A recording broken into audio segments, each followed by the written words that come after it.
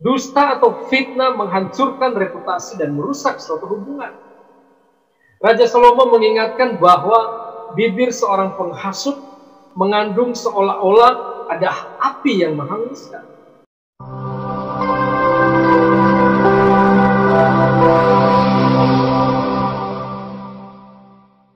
Shalom sahabat Lentera Angel TV, kembali berjumpa bersama saya dalam program sharing iman Kristen.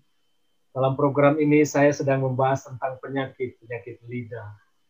Penyakit lidah yang pertama adalah bergosip, dan penyakit lidah yang kedua adalah fitnah, dan penyakit lidah yang ketiga atau dalam pembahasan kali ini adalah berdusta.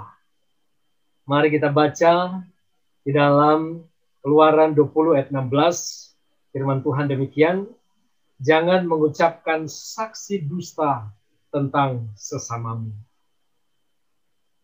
Perintah ini adalah salah satu hukum dalam 10 hukum yang diberikan oleh Allah kepada Musa untuk dilakukan oleh semua umat manusia. Mungkin kita bertanya apa perbedaan antara gosip dan berdusta. Saya sengaja juga memisahkan antara kedua hal ini, karena gosip memiliki perbedaan dengan berdusta. Karena di dalam bergosip, seringkali yang diceritakan adalah fakta atau sesuatu yang memang benar-benar terjadi atau dilakukan oleh orang yang menjadi korban gosip. Sedangkan berdusta adalah sesuatu yang memang sama sekali tidak terbukti kebenarannya. Berdusta atau berkata tidak benar kepada orang lain atau menyampaikan sesuatu kepada orang lain yang tidak ada unsur kebenarannya. Firman Tuhan berkata, kita tidak boleh bersaksi dusta terhadap sesama kita. Mengapa demikian? Karena jika kita berdusta, kita merusak nama baik orang lain. Oleh karena itu, hukum ke-9 ini juga sebenarnya untuk melindungi nama baik dan reputasi orang lain. Sekaligus mengingatkan bahwa tidak seorang pun boleh membuat pernyataan palsu tentang sifat atau tindakan orang lain. Kita harus berbicara secara benar dan jujur tentang semua orang. Dan itu jugalah yang dikehendaki oleh Tuhan Yesus, yakni mengatakan sesuatu yang benar karena memang benar. Jika ya, hendaklah kamu katakan ya. Jika tidak, hendaklah kamu katakan tidak. Apa yang lebih daripada itu berasal dari si jahat. Matius 5 ayat 37. Dan Yakobus juga mengatakan, jika ya, hendaklah kamu katakan ya. Jika tidak, hendaklah kamu katakan tidak, supaya kamu jangan kena hukuman. Yakobus 5 ayat yang ke-12. Seperti halnya Yakobus, Raja Salomo juga berkata bahwa orang yang tidak berguna menggali lubang kejahatan dan pada bibirnya seolah-olah ada api yang menghanguskan. Saudara yang dikasihi oleh Tuhan, bersaksi dusta tentang sifat atau perbuatan seseorang merupakan perbuatan yang sangat tidak terpuji. Dusta atau fitnah menghancurkan reputasi dan merusak suatu hubungan. Raja Salomo mengingatkan bahwa bibir seorang penghasut mengandung seolah-olah ada api yang menghanguskan. Sebaliknya secara mencolok ia mengatakan bahwa perkataan yang menyenangkan adalah perkataan yang berhikmat, menyejukkan, dan membangun kehidupan rohani yang sehat. Amsal 16 ayat 21 dan 24 mengatakan, orang yang bijak hati disebut berpengertian, dan berbicara manis lebih dapat meyakinkan. Akal budi adalah sumber kehidupan bagi yang mempunyainya. Tetapi siksaan bagi orang bodoh ialah kebodohannya. Hati orang bijak menjadikan mulutnya berakal budi dan menjadikan bibirnya lebih dapat meyakinkan.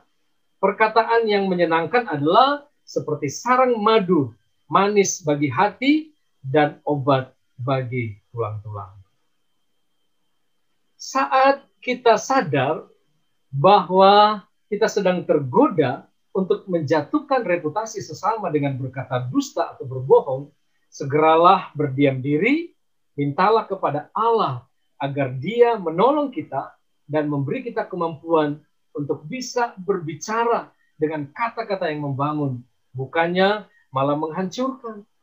Janganlah menjadi seorang penghasut, karena seperti api perkataan tidak saja dapat menghangatkan, tetapi juga dapat menghanguskan.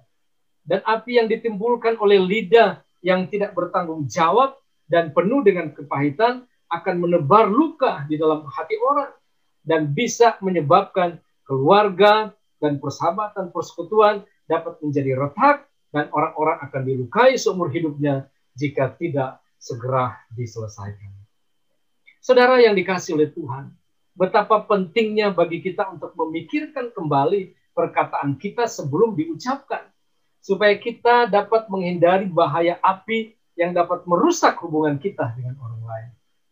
Dengan cara mempersembahkan lidah kita kepada Tuhan Yesus, karena hanya Dia saja yang mampu menguasai dan mengendalikan lidah kita. Dengan demikian, kita dapat memadamkan banyak api berbahaya yang dapat menyulut fitnah dan gosip. Oleh karena itu, saya sangat setuju dan senang dengan suatu ungkapan atau pernyataan bahwa lebih baik memiliki lidah yang tergigit daripada memiliki lidah yang suka menggigit. Saudara yang dikasihi oleh Tuhan, dusta disebut sebagai ciri khas iblis. Dia sumber segala kebohongan. Banyak teks-teks firman Tuhan yang menyatakan tentang hal ini. Dusta adalah dosa yang bertentangan dengan pikiran Allah, yang adalah kebenaran. Oleh karena itu, acuh tak acuh terhadap dosa dusta merupakan salah satu tanda yang pasti dari keadaan rohani kita atau suatu petunjuk bahwa seseorang belum lahir baru karena masih berada di bawah pengaruh iblis sebagai bapa rohaninya. Di dalam Amsal 16 ayat yang ke-19 dikatakan bahwa ada 7 hal yang dibenci oleh Tuhan. Dikatakan demikian, 6 perkara ini yang dibenci Tuhan, bahkan 7 perkara yang menjadi kekejian bagi hatinya. Mata sombong, lidah dusta, tangan yang menumpahkan darah orang yang tidak bersalah, hati yang membuat rencana-rencana yang jahat, kaki yang segera lari menuju kejahatan, seorang saksi dusta yang menyembur-nyemburkan kebohongan dan yang menimbulkan pertengkaran saudara. Kita melihat bahwa dari ke-7 hal di atas yang dibenci dan menjadi kekejian bagi Tuhan, 3 di antaranya berhubungan dengan lidah. Kata benci dan kekejian menunjukkan bahwa Tuhan sangat tidak menghendaki orang percaya untuk melakukan hal itu. Dan hal ini ditegaskan kembali dalam Amsal 12 ayat 22, bahwa orang yang dusta bibirnya adalah kekejian bagi Tuhan. Saudara yang dikasihi oleh Tuhan, iblis adalah bapa para pendusta. Berarti ketika kita berdusta, kita bukan saja menjadi pengikut iblis, tetapi menjadikan iblis sebagai bapa kita. Yohanes 8 ayat 44 mengatakan bahwa iblislah yang menjadi bapamu, dan kamu ingin melakukan keinginan-keinginan bapamu. Ia adalah pembunuh manusia sejak semula dan tidak hidup dalam kebenaran. Sebab di dalam dia tidak ada kebenaran. Apabila ia berkata dusta, ia berkata atas kehendaknya sendiri, sebab ia adalah pendusta dan bapa segala pendusta. Perintah Allah yang ke-9 ini sebenarnya juga melarang kita untuk bersaksi dusta. 2 kata Ibrani yang digunakan untuk kata dusta dalam Keluaran 20 ayat 16 dan dalam Ulangan 5 ayat 20 berarti tidak benar atau tidak jujur. Artinya ketika kita bersaksi dusta terhadap sesama, maka itu merupakan ekspresi ketidakjujuran dan ketidakbenaran. Raja Daud pernah menggambarkan tentang kemerosotan moral yang ada pada saat pemerintahannya. Tetapi saya yakin bahwa ini sama seperti mungkin yang sedang kita saksikan pada saat ini. Daud mengatakan, tolonglah ya Tuhan, sebab orang saleh telah habis, telah lenyap orang-orang yang setia dari antara anak-anak manusia. Mereka berkata dusta yang seorang kepada yang lain. Mereka berkata dengan bibir yang manis dan hati yang bercabang. Biarlah Tuhan mengerat segala bibir yang manis dan setiap lidah yang bercakap besar. Mazmur 12 ayat 2 sampai yang keempat. Memang ketika kerohanian dan kekudusan hidup kita sudah sangat sulit ditemukan, maka pada akhirnya akibatnya orang akan menjadi pendusta seorang terhadap yang lain. Pernyataan firman Tuhan tadi tentang bibir yang manis berarti orang yang sering mengatakan sesuatu yang tidak benar walaupun kedengarannya begitu sopan dan baik. Itu juga berarti bahwa orang tersebut sudah terbiasa untuk mengatakan perkataan-perkataan yang palsu atau pujian-pujian yang palsu. Dan Amsal 26 ayat 28 mengatakan atau memperingatkan kita, lidah dusta membenci korbannya dan mulut licin mendatangkan kehancuran. Apabila kita senang memberikan perkataan-perkataan palsu kepada seseorang, maka pada akhirnya kita akan mengalami kehancuran.